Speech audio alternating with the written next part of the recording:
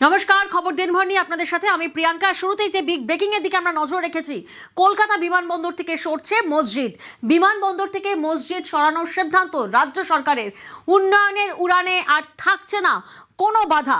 জটিলতা কোথায় ছিল, জট কোথায় ছিল, কোন কোন জায়গা থেকে জট খুলছে, এই নিয়ে আমার সহকর্মী অতনু কথা বলেছিল কৌশিক দাশগুপ্তর সঙ্গে। দেখাবো সেই ইন্টারাকশন। বিগ ব্রেকিং, বড় খবর দেব আপনাদের, যে খবর শোনার পর আপনিও বলবেন যে উন্নয়নের উড়ান এবার বাধাহীন। উন্নয়নের উড়ান বাধাহীন কেন বলছি আমরা? বিগ ব্রেকিং, বড় খবর। নিউজরুম থেকে সরাসরি আমার সঙ্গে আমার সহকর্মী কৌশিক রয়েছে। কৌশিক, তুমি একেবারেই ঠিকই বলেছো, উন্নয়নের উড়ান এবার বাধাহীন। কারণ কলকাতা বিমানবন্দর অর্থাৎ নেতাজি সুভাষচন্দ্র বোস আন্তর্জাতিক বিমানবন্দরের মধ্যে যে মসজিদ ছিল, সেই মসজিদটিকে অবশেষে সরানোর সিদ্ধান্ত নিয়েছে এই সরকার, বিজেপি সরকার। অবশেষে এই জট কাটতে চলেছে। রাজ্য সরকার সিদ্ধান্ত নিয়েছে কলকাতা আন্তর্জাতিক বিমানবন্দরের ভিতরে যে মসজিদ, সেই মসজিদটিকে সরানো হবে।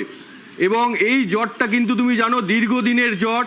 এর মাঝে বহু সরকার গেছে, বিভিন্ন দলের সরকার গেছে, কিন্তু কোনো সরকারই এ বিষয়ে সদর্থক পদক্ষেপ করেনি। যা এই সরকার সিদ্ধান্ত নিয়েছে যে বিমানবন্দরের নেতাজি সুভাষচন্দ্র বোস আন্তর্জাতিক বিমানবন্দরের মধ্যে যে মসজিদ রয়েছে, সেই মসজিদটিকে সরানো হবে। এই সরকার আসার পরেই এই প্রসঙ্গে মুখ্যমন্ত্রী শুভেন্দু অধিকারী কি বলেছিলেন একবার শোনাতে চাইব। এখানে বাউন্ডারি ওয়াল ক্লোজ করা যাচ্ছে না, আরো দুটো রানওয়ে নন ফাংশনিং। মোদিজি এত টাকা দিয়েছেন, তার কারণ ওনারা জানিয়েছেন রিলোকেশন অফ মক্স located at secondary runway 19-R। এটাকে রিলোকেট করতে কেন আপনারা পাচ্ছেন না? নয় নেগোসিয়েশন, নয় ডিসকাশন, নয় লিগেল। কোন পদ্ধতিতে করবেন আমরা জানি না। আজকে একটা মাত্র রানওয়ে ফাংশন করছে কলকাতাতে, কেন এটাকে ক্লোজ করছেন না? তাহলে এত টাকা ইনভেস্ট করে আরো দুটো রানওয়ে কেন বানিয়েছেন? আমরা এটা করাবই, আপনারা শুনলে ভালো, না শুনলে এরপরে উপরে উঠবো না। এই গেটের এখানে শতরঞ্জ পেতে বসে থাকবো। দেশের সুরক্ষা এবং এই এয়ারপোর্টে 3টি রানওয়ে চালু করার জন্য কাজ সম্পূর্ণ হয়ে গেছে। মোদিজি টাকা দিয়েছেন, ভারত সরকার টাকা দিয়েছেন, কেন হবে না? এই হচ্ছে বিমানবন্দরের বাউন্ডারি ওয়াল। বাউন্ডারি ওয়ালের ভিতরে হচ্ছে মসজিদ। এই হচ্ছে মসজিদ, বাঁকড়া মসজিদ, যেই মসজিদকে অনেকে বলেন গৌরীপুর জামে মসজিদ বা বাঁকড়া মসজিদ। এই হচ্ছে বাউন্ডারি ওয়াল। বাউন্ডারি ওয়ালের 150 মিটার ভিতরে এখানে রয়েছে মসজিদ। এই 150 মিটার ভিতরে মসজিদ থাকার ফলে কোথায় সমস্যা? এই হচ্ছে বিমানবন্দরের ভিতর দুটো রানওয়ে। এটা হচ্ছে প্রাইমারি রানওয়ে, এটা হচ্ছে সেকেন্ডারি রানওয়ে। প্রাইমারি রানওয়েটা দেখো কতটা লম্বা, কিন্তু সেকেন্ডারি রানওয়েটা দেখো এখানে এসে থেমে গেছে। কারণ এই সেকেন্ডারি রানওয়ের থেকে মাত্র 165 মিটার ভিতরে এই মসজিদ। এই মসজিদ যদি এখানেই থাকে তাহলে রানওয়ে এত দূর আসবে কি করে? তাই এই মসজিদ সরানোর সিদ্ধান্ত নিয়েছে সরকার, যাতে এই সেকেন্ডারি রানওয়েকে লম্বা করা যায়। প্রাইমারি রানওয়ে যতটা লম্বা তুমি দেখতেই পাচ্ছ গ্রাফিক্যাল রিপ্রেজেন্টেশনে, সেকেন্ডারি রানওয়ে কিন্তু এখানে এসে থামাতে হচ্ছে। কারণ এই ফলে ফাইনাল যে টাচডাউন সেকেন্ডারি রানওয়ে, সেটা কিন্তু 88 মিটার পিছনে নিয়ে যেতে হয়েছে।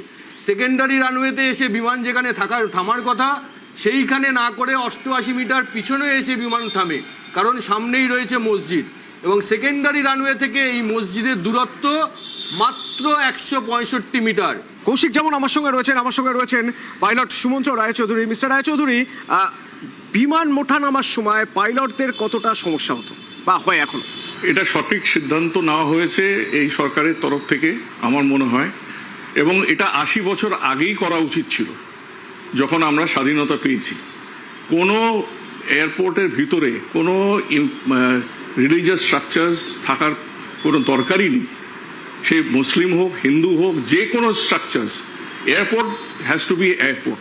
এখানে আমাদের টেক অফের সময় 19 লেফটের সামনেই হচ্ছে সিটি সেন্টার আর চিনার পার্ক, এই পার্ক সব এখানে অ্যালাউ করা হয়েছে। আজকে যদি কিছু ক্র্যাশ হয় ওই 01 রাইটে যেখানে মসজিদটা আছে, সেখানে অ্যাবসলুটলি ক্যাটাস্ট্রফি হয়। বা টেক অফের পরেই যদি ইমিডিয়েটলি ক্র্যাশ করে, ওই মসজিদের উপরে গিয়ে পড়বে, সব মারা যাবে ওখানে। এখন এমনিতে ওরা সেকেন্ড এয়ারপোর্টের কথা চিন্তা করছে, কিন্তু যতক্ষণ না সেকেন্ড এয়ারপোর্ট না হয় ততক্ষণ তো যা আমাদের এক্সিস্টিং ফেসিলিটি আছে, যা এক্সিস্টিং ইনফ্রাস্ট্রাকচার আছে, সেটাকে তো আমার বাড়াতে হবে। তো এই বাড়ানোর বাধা হয়ে দাঁড়াচ্ছে এই একটা মসজিদ স্ট্রাকচার। আমরা 30 বছর ধরে এই মিটিংয়ে এটা নিয়ে বলে এসেছি কিন্তু সবসময় আমরা উত্তর পেয়েছি যে না, এটা সরকার যতক্ষণ না কিছু করবে ততক্ষণ কিছু করা যাবে না। তো এই যে বিমান ওঠানামার সময় বিপদ হতে পারতো, সেই বিপদ এড়ানোর জন্য ঠিক কি কি ব্যবস্থা নেওয়া হয়, আমরা প্রাক্তন এটিসি ম্যানেজার তার বক্তব্য একবার শোনাবো। যখনই একটা রানওয়ে ডিক্লেয়ার করা হচ্ছে, তার একটা বেসিক স্ট্রিপ বলে একটা কনসেপ্ট আছে, যে রানওয়ের আগে পিছে এবং সাইডে একটা নির্দিষ্ট ক্লিয়ারেন্স মেনটেন করতে হয়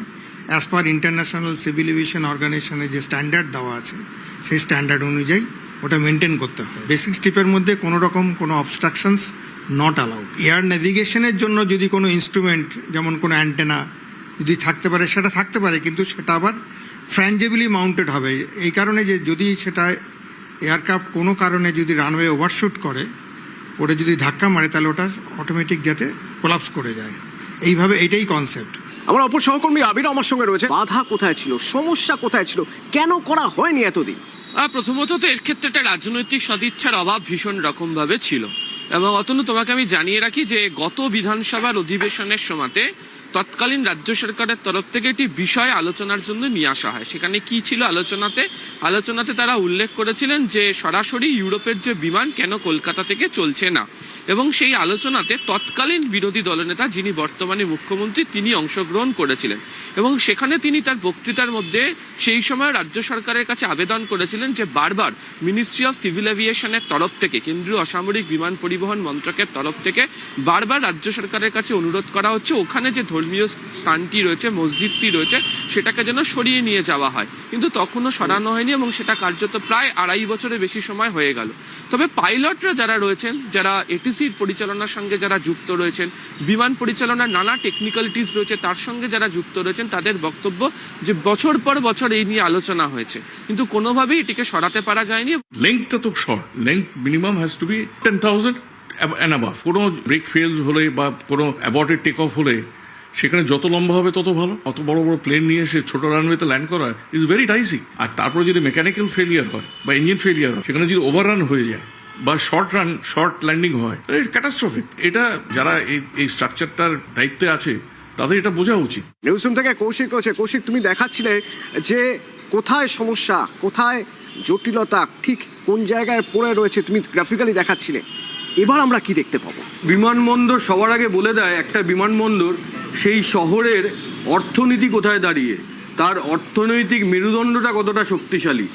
কারণ সেই বিমানবন্দর দিয়ে কটা ইন্টারন্যাশনাল ফ্লাইট যায়, কত ঘন ঘন বিমান যাতায়াত করে, সেই বিমানবন্দর দিয়ে কত যাত্রী যাতায়াত করে, যাত্রী পরিষেবা পায় সেই বিমানবন্দর থেকে। এর থেকে বোঝা যায় ওই শহরের অর্থনীতিটা কোথায় দাঁড়িয়ে। কিন্তু কলকাতা বিমানবন্দরে এইটা একটা বড় সমস্যা ছিল, দীর্ঘদিনের সমস্যা, যেটা রাজ্য সরকার একটা তাদের সদিচ্ছার জন্য, রাজনৈতিক সদিচ্ছার জন্য এই যে সমস্যাটা, জটিলতাটা অবশেষে কাটতে চলেছে। এবং এই জটিলতাটা কাটার ফলে এবার কি হবে, অনেক বড় বড় যাত্রীবাহী বিমান সেইটা এবার কলকাতা বিমানবন্দরে ওঠানামা করতে পারবে। সেটাও আমরা গ্রাফিক্যালি দেখাবো।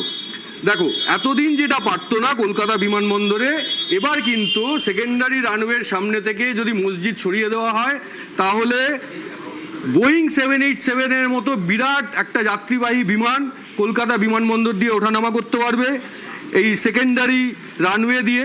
এছাড়া তোমার এয়ারবাস A330-র মতো বিমানও এই সেকেন্ডারি রানওয়ে দিয়ে ওঠানামা করতে পারবে। ফলে এইটা কিন্তু একটা উন্নয়নের উড়ান।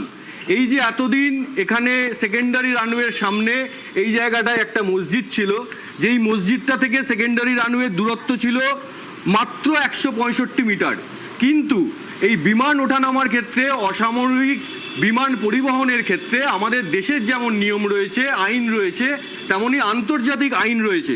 সেই আইন বলে কোনো রানওয়ে থেকে রানওয়ের সামনে অন্তত 240 মিটার দূরত্বের মধ্যে, অন্তত 240 মিটার দূরত্বের মধ্যে কোনো রকম অসামরিক স্ট্রাকচার থাকতে পারে না। আমাদের কলকাতা, এই কলকাতার ইমেজ আন্তর্জাতিক ক্ষেত্রে কোন জায়গায় পৌঁছে যাবে? আসলে যখন মসজিদটি তৈরি হয়েছিল তখন ফাঁকা জমি ছিল, সেখানে একটি মসজিদ তৈরি হয়েছিল। তারপর যত দিন গেছে কলকাতা উন্নত হয়েছে, কলকাতা বড় হয়েছে, সেখানে আন্তর্জাতিক বিমানবন্দর তৈরি হয়েছে, কিন্তু এই মসজিদটি মসজিদের জায়গাতেই রয়ে গেছে, যেটা একটা উন্নয়নের উড়ানের পথে একটা বড় বাধা। ছিল হিসাবেই ডেকেছেন অনেকে, যেটা সরিয়ে দেওয়ার সিদ্ধান্ত নিয়েছে এই সরকার। এই সরকার 9 তারিখ শপথ নিয়েছেন মুখ্যমন্ত্রী, তারপর থেকে একের পর এক সিদ্ধান্ত নিয়েছেন। কিন্তু এই যে সিদ্ধান্ত, এটা কিন্তু একটা অত্যন্ত গুরুত্বপূর্ণ এবং তাৎপর্যপূর্ণ সিদ্ধান্ত, যেটা দেখে অনেকেই মনে করছেন যে নেতাজি সুভাষচন্দ্র বোস আন্তর্জাতিক বিমানবন্দর এবার প্রকৃত অর্থেই আন্তর্জাতিক হবে এবং দিল্লি, মুম্বাই, বেঙ্গালুরু, হায়দ্রাবাদ, কোচি প্রতিটা আন্তর্জাতিক বিমানবন্দরের সঙ্গে এবার টেক্কা দেবে আমাদের কলকাতা বিমানবন্দর। মুখ্যমন্ত্রী হয়ে প্রথমবার মায়াপুরে গোসেবা মুখ্যমন্ত্রীর। ইসকন মন্দিরে পুজো পাঠ, বন্দনা, শঙ্খধ্বনি, উলুধ্বনিতে বরণ করা হয় মুখ্যমন্ত্রীকে। ফুলমালায় অভ্যর্থনার পর গোশালা দর্শন এবং বন্দনা, হোম যজ্ঞে আরাধনা চলে, আর তারপরেই ডুমুরজোলা কোলাঘাট হয়ে কাঁথির শান্তিকুঞ্জে যান মুখ্যমন্ত্রী। তবে এই মুহূর্তে যে ছবি আপনারা দেখছেন মায়াপুরের ইসকন মন্দির, সেখানে পুজো পাঠ, বন্দনা করেন মুখ্যমন্ত্রী শুভেন্দু অধিকারী। গোশালায় গোমাতার সেবা এবং গোমাতাকে খাওয়ানোর কর্মসূচিও ছিল আজকের এই সফরে, এবং এই কর্মসূচির শেষেই মায়াপুরের মূল চন্দ্রোদয় মন্দিরও তিনি গিয়েছিলেন। গোশালায় গোমাতার সেবা এবং গোমাতাকে তিনি খাওয়ান, পুজো পাঠ করেন।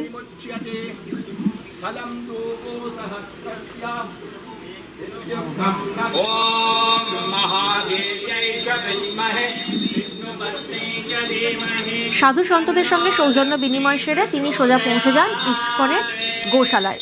সেখানে গোমাতার বিশেষ পুজো করেন মুখ্যমন্ত্রী শুভেন্দু অধিকারী।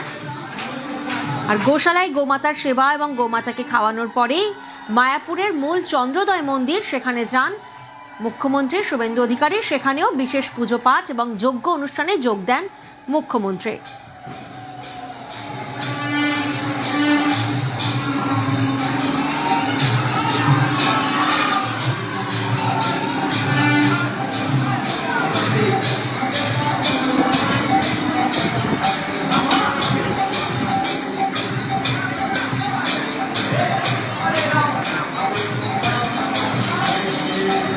মুখ্যমন্ত্রীর ইসকন সফর ঘিরে আমরা দেখেছিলাম আজ সকাল থেকেই মায়াপুর মন্দির চত্বরে নিরাপত্তা ব্যবস্থা ছিল চোখে পড়ার মতো।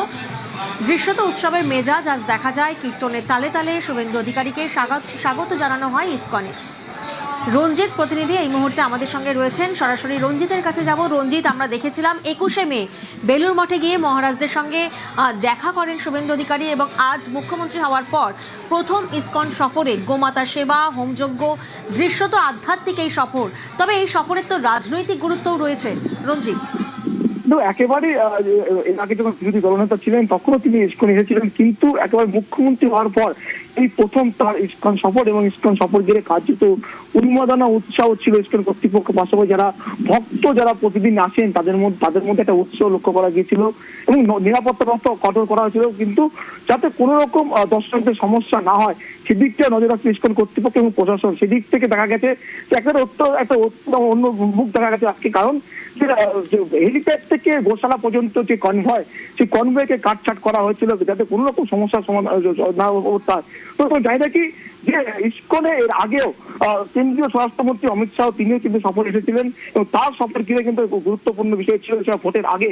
কিন্তু ভোটের আগে শুভেন্দু অধিকারী নিজে তিনি যখন মুখ্যমন্ত্রী হয় তখন আসেন, কিন্তু আজ মুখ্যমন্ত্রী হওয়ার পর তার এই সফর ধর্মীয় অনুষ্ঠানে যোগ দেওয়ার ব্যাপার হলেও রাজনৈতিক কিন্তু তাৎপর্য রয়েছে, কারণ নদিয়া জেলা বরাবরই কিন্তু কয়েক বছর থেকে 19 সাল থেকে দেখা গেছে যে একবারে বিজেপির যে কেন্দ্রবিন্দু হয়ে উঠেছিল, তার কিন্তু পরপর ভোটের যে কর্মসূচি দেখা গেছে 19, 21, 24 এবং 2026, সেখানে কিন্তু পরপর কিন্তু তাদের যে ভোট বাক্স কিন্তু ক্রমশ বেড়েছে, এবং কোথাও কমেনি ঘাটতি, কারণ 17টি আসনের মধ্যে 14টি আসন কিন্তু তারা জয়লাভ করে 2026 নির্বাচনে, এবং নবদ্বীপ কেন্দ্র, সেই কেন্দ্রে দীর্ঘদিন তৃণমূল কংগ্রেসের হাতে ছিল, সেটাও কিন্তু তারা দখল করতে পেরেছে। ফলে রাজনৈতিক একটি অঙ্ক রয়েছে।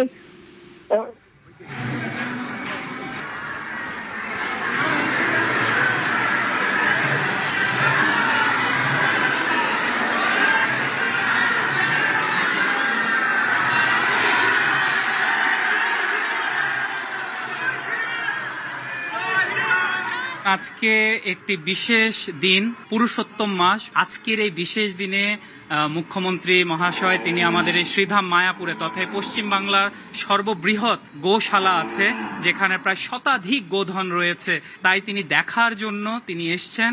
সমস্ত বৈদিক নিয়ম আদিগুলো পালন করার মাধ্যমে তিনি যজ্ঞে আহুতি প্রদান করেছেন। তিনি গোমাতার পদধৌত করিয়েছেন, ষোড়শোপচারে মায়ের পুজো করেছেন, মাকে ভোজন করিয়েছেন, বস্ত্রদান, মাল্যদান আদি সমস্ত কিছু করানোর পর বিশেষ একটা দক্ষিণা তিনি দিয়ে গেছেন এই গোশালার গোধন দান হিসেবে। আমি দায়িত্ব নেওয়ার পরে আমার ইসকনে আসার একটা ছিল, আমি দায়িত্ব নিয়েছি। ইসকনে এসে রাধা মাধবের দর্শন করা, গোমাতার সেবা করা, শ্রীলা প্রভুপদর চরণে প্রণাম নিবেদন করা, প্রভু শ্রী চৈতন্যদেবকে স্মরণ করা, প্রার্থনা করা, কীর্তন শোনা, ভজন শোনা এবং গীতার বাণীকে গ্রহণ করে আগামী দিনে মানুষের কল্যাণে যাতে আমরা কাজ করতে পারি, পশ্চিমবঙ্গ যাতে আগের মতো তার গীত গৌরব ফিরতে পারে, সেই প্রার্থনা নিয়ে এসেছি। আমার অন্তর এখানে আছে, আমি এখানে হৃদয়ের সঙ্গে এসেছি। আমি একজন সনাতনী, আমি ইসকনের পরম ভক্ত। আমরা একসঙ্গে অনেক কাজ করব, অনেক কাজ করতে হবে। ঈদের নামাজ রাস্তায় নয়। 1978-এর পর প্রথমবার বাংলায় ঈদের নামাজ রাস্তায় নয়, ব্রিগেডে ঈদের নামাজ আজ হয় এবং যার জেরে রাস্তা কিন্তু ফাঁকা ছিল। এবার ঈদের নামাজ ব্রিগেডে, দেখুন ফাঁকা রেড রোডের ছবি আপনাদেরকে দেখাচ্ছি। এবার ঈদের রেড রোডে নামাজ নয়, নামাজ পড়া হয়েছে ব্রিগেডে, ফলে ফাঁকা রেড রোডের সেই ছবি।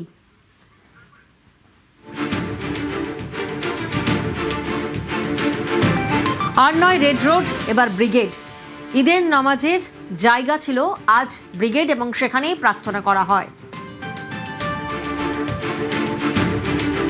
আর এর ফলে রেড রোডে কিন্তু যানজট মুক্ত ছিল রেড রোড।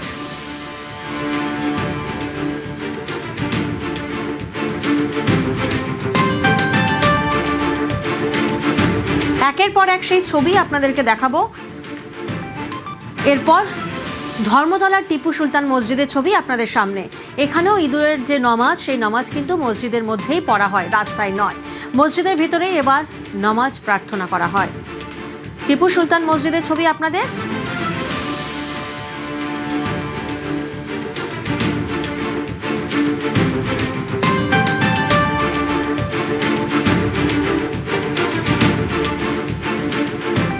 টিপু সুলতানের পর এবার রাজাবাজারের ছবিটা আপনাদেরকে দেখাচ্ছি। এ ছবি আমাদের চেনা ছবি নয়, একেবারে যানজট মুক্ত বকরিদের দিন, কারণ নামাজ এবার রাস্তায় নয়। রাজাবাজারেও সেখানেও আর রাস্তায় নামাজ নয়, প্রার্থনা করা হয়েছে মসজিদে।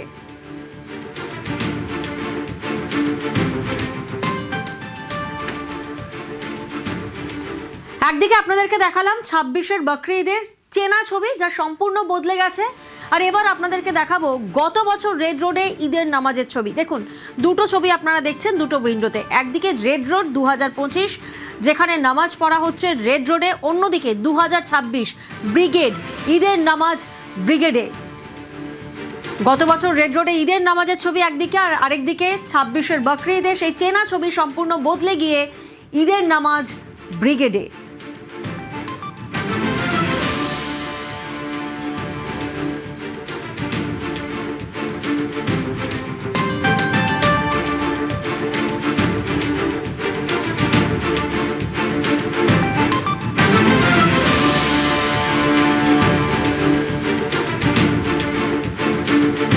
আমরা সবার ধর্ম নিজ নিজ ধর্ম শান্তিপূর্ণভাবে নিষ্ঠার সাথে পালন করব। দেশের শান্তির জন্য, বাংলার শান্তির জন্য, উন্নয়নের জন্য দোয়া চাইব। সরকার চেয়েছে তাই হচ্ছে ব্রিগেডে। আমরা এটাও ভালো আছে, এখানে বেশি থেকে বেশি লোক আসতে গেলেও কোনো অসুবিধা হবে না। আজকে যে সরকার আছে তার ইচ্ছে নেই রাস্তার উপরে আমরা যাতে রাস্তা ব্লক না করি, তার ইচ্ছে পূরণ করা, আইনটা হাতে না নেওয়ার, সেটাই আমাদের উচিত এবং সেই হিসাবে আমরা কোঅপারেট করছি। সরকারও কোঅপারেট করেছে, এখানে পুলিশ প্রশাসন হোক, আর্মিও সব আমাদের সঙ্গে সহযোগিতা করেছে। বাকি রইল অনেক মানুষের অনেক রকম বক্তব্য থাকতে পারে। আমার বক্তব্য হচ্ছে আমি আইন মেনে চলবো এবং আইনের সঙ্গে চলবো। যদি আমি নাগরিক, ভালো নাগরিক থাকি, আইন মেনে চলবো, সেই আইন মেনে আমরা চলছি, পালন করতে হবে। কলকাতার ছবিটা আপনাদেরকে দেখালাম, যেখানে আপনারা দেখলেন ঈদের নামাজ আর রাস্তায় নয়, ব্রিগেডে এবং মসজিদের মধ্যে। আর এবার আমরা একটু জেলার দিকে নজর রাখবো। 1978-এর পর প্রথমবার বাংলায় ঈদের নামাজ রাস্তায় নয়। মালদার সুজাপুরেও একই ছবি।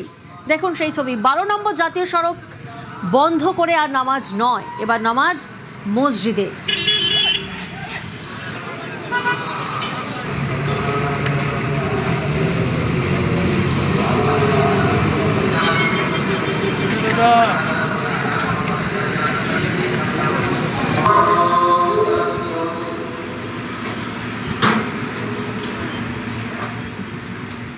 আর 2026-এরই দুটো ছবি আপনাদেরকে দেখাচ্ছি। সুজাপুরের একই জায়গা, তবে মালদা সুজাপুরে দেখুন 12ই মার্চ, যেখানে ঈদ উল ফিতরের ছবি আপনারা দেখতে পাচ্ছেন। অন্যদিকে আর আজ ঈদ উল জোহার ছবি, দুটো ছবি আপনাদের সামনে। একদিকে যানজট, কারণ নামাজ রাস্তায় পড়া হচ্ছে, রাস্তায় প্রার্থনা করা হচ্ছে, আর অন্যদিকে যানজট মুক্ত এক ছবি।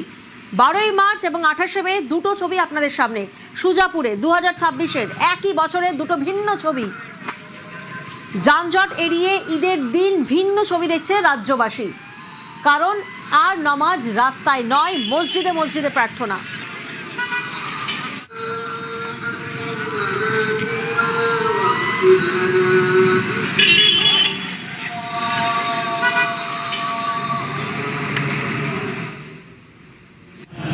আর মালদার পর আমরা নজর রাখি শিলিগুড়ির দিকে।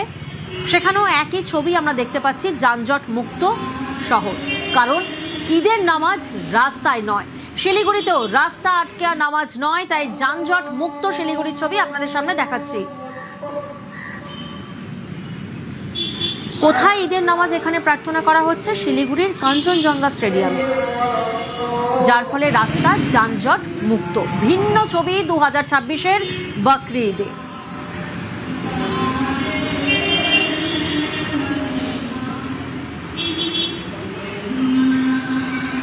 মালদা শিলিগুড়ির পর এবার আমরা হাওড়ার দিকে নজর রাখি। হাওড়ার বাঁকড়া, সেখানেও একই ছবি, রাস্তায় নামাজ নয়, ঈদের নামাজ এবার মসজিদের মাঠেই। তো নিয়ত করেছেন তো সবাই ইনশাআল্লাহ, যাচাই করব যে আমি মুমিন আছি। রাসূল সাল্লাল্লাহু আলাইহি ওয়াসাল্লাম একটি থিওরি বললেন ছোট্ট করে। আল্লাহ রাসূল বললেন, ইযা সাররাতকা হাসানাতু ওয়া সাআতকা সাইয়্যাতু ফাআনতা মুমিন। আল্লাহ রাসূল বলেছেন, যখন তোমার ভালো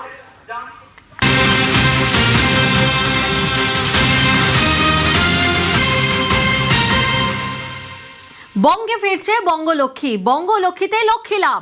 ফের শুরু হচ্ছে ধনলক্ষ্মী লটারি। টেন্ডারের প্রস্তুতি নিচ্ছে অর্থ দফতর। ডিটেল রিপোর্ট জানবো, সোমরাজ প্রতিনিধি আমাদের সঙ্গে রয়েছেন। সোমরাজ, দেখো, লটারি পরিষেবায় এবার আমূল বদল আনতে চাইছে রাজ্য সরকার, এবং সূত্র মারফত জানা যাচ্ছে যে আগামী অর্থবর্ষ থেকে বঙ্গলক্ষ্মী, ধনলক্ষ্মীর মতো লটারি পরিষেবা ফিরতে চলেছে, অর্থাৎ পশ্চিমবঙ্গ রাজ্য লটারি পরিষেবা এবার ফিরতে চলেছে। গত কয়েক বছর ধরে রাজ্যে যে পদ্ধতিতে লটারি পরিষেবা ছিল সেটি হচ্ছে বিভিন্ন বেসরকারি সংস্থা তারা লটারি পরিষেবা চালাতো, এবং সেক্ষেত্রে রাজ্য সরকারের তারা নো অবজেকশন সার্টিফিকেট নিত। নো অবজেকশন সার্টিফিকেট নিয়ে ডিস্ট্রিবিউটরশিপের মাধ্যমে লটারি পরিষেবা চালিয়ে এসেছে। রাজ্যে এখনো গত কয়েক বছর ধরে মোট দুটি সংস্থাই পরিষেবা চালিয়েছে, কিন্তু সম্প্রতি রাজ্যের মুখ্যমন্ত্রী শুভেন্দু অধিকারী তিনি ইতিমধ্যে নির্দেশ দিয়েছেন যে এবার অর্থ দপ্তর টেন্ডার করে এ রাজ্যের লটারি পরিষেবা শুরু করবে, এবং সেক্ষেত্রে বঙ্গলক্ষ্মী, ধনলক্ষ্মীর মতো লটারি পরিষেবা ফিরিয়ে আনা যায় নাকি তা নিয়ে অর্থ দপ্তরের শীর্ষ পর্যায়ের আধিকারিকদের এই বিষয়ে প্রয়োজনীয় নির্দেশ মুখ্যমন্ত্রী শুভেন্দু অধিকারী দিয়েছেন বলে সূত্র মারফত জানা যাচ্ছে। এবং মুখ্যমন্ত্রী শুভেন্দু অধিকারী আরো একটা বিষয়ে স্পষ্ট নির্দেশ দিয়েছেন, যে লটারি পরিষেবা বর্তমানে চলছে এবং সেই লটারি পরিষেবার ক্ষেত্রে যে টিকিট বিক্রি হয়নি সেই টিকিটে যেন কোনোভাবেই লটারি না হয় সেটাও নিশ্চিত করার নির্দেশ মুখ্যমন্ত্রী শুভেন্দু অধিকারী দিয়েছেন। পাশাপাশি আগামী অক্টোবর থেকে পশ্চিমবঙ্গ রাজ্য লটারি পরিষেবা বিশেষ করে অর্থ দপ্তর নিজে টেন্ডার করবে এবং সেই টেন্ডারের মাধ্যমে লটারি পরিষেবা শুরু করবে, তা এক্সপ্লোর করা যায় নাকি তা নিয়ে অর্থ দপ্তরের আধিকারিকদের প্রয়োজনীয় নির্দেশ মুখ্যমন্ত্রী শুভেন্দু অধিকারী দিয়েছেন বলে সূত্র মারফত জানা যাচ্ছে। এবং ইতিমধ্যেই গোটা বিষয়টি নিয়ে রাজ্যের অর্থ দপ্তরের শীর্ষ পর্যায়ের আধিকারিকদের তরফে প্রস্তুতিও নেওয়া হয়েছে। লটারি পরিষেবায় রাজ্য চাইছে চাইছে স্বচ্ছতা, এবং সেই কারণেই এই পদক্ষেপের পথে হাঁটছে বেশ। সরকার বলেই সূত্র মারফত খবর। ধন্যবাদ সোমরাজ। অভিষেকের মন্তব্যে এবার পুলিশে অভিযোগ। ভবানীপুর থানায় অভিষেকের বিরুদ্ধে অভিযোগ। অভিষেকের মন্তব্যে গুজরাটিদের অপমান বলে দাবি করা হয়েছে। এক্স হ্যান্ডেলে অভিষেকের পোস্ট ঘিরে রীতিমতো বিতর্ক দানা বেঁধেছে।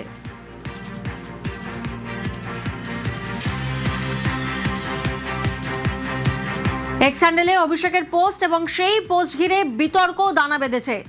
অভিষেকের মন্তব্যে এবার পুলিশে অভিযোগ।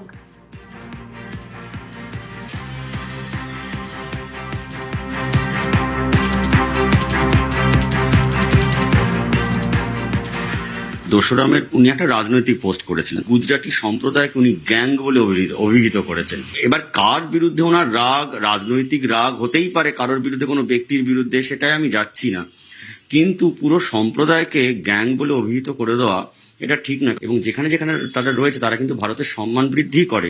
কোনো জায়গায় কোথাও দেখবেন কোনো যে তারা অপরাধমূলক কাজকর্মে জড়িত, তা তো নয়। তো গ্যাং বলে অভিহিত কেন করবে? ডায়মন্ড হারবার আন্তর্জাতিক সীমানা, ইন্টারন্যাশনাল বর্ডার খুব ক্লোজলি অবস্থিত। সেইখানকার সাংসদ এরকম একটা চ্যালেঞ্জ করছেন ইউনিয়ন অফ ইন্ডিয়াকে। কি বার্তা যাচ্ছে, উনি কি বলতে চাইছেন, কি বোঝাতে চাইছেন, সেটা প্রপারলি ইনভেস্টিগেট করা উচিত। কারণ ওনার অবজেক্টিভটা কি, ইন্টেন্টটা কি, এই দুটো বিষয় মূলত আমি কমপ্লেন করেছি।